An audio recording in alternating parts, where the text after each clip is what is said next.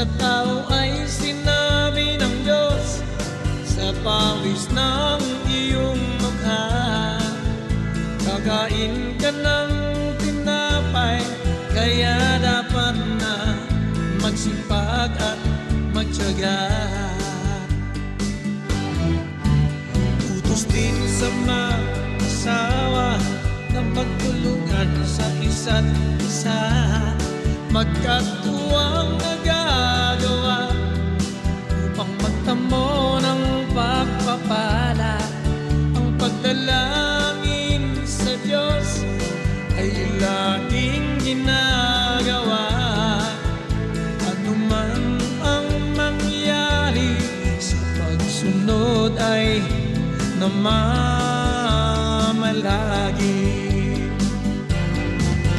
Sino mang hindi kumakalinga sa kaniyang pamilya ay masahol pa sa hindi sumasampalataya.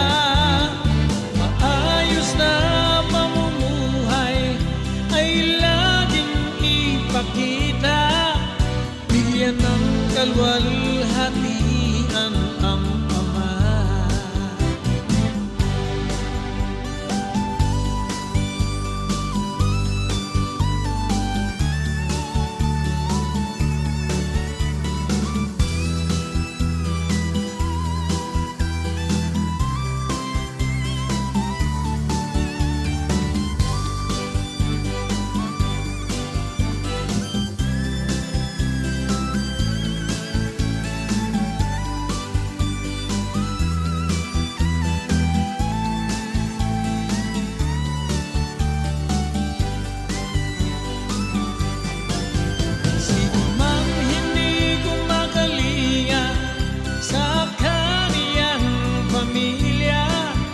Ay masahol pa sa hindi sumasampalataya.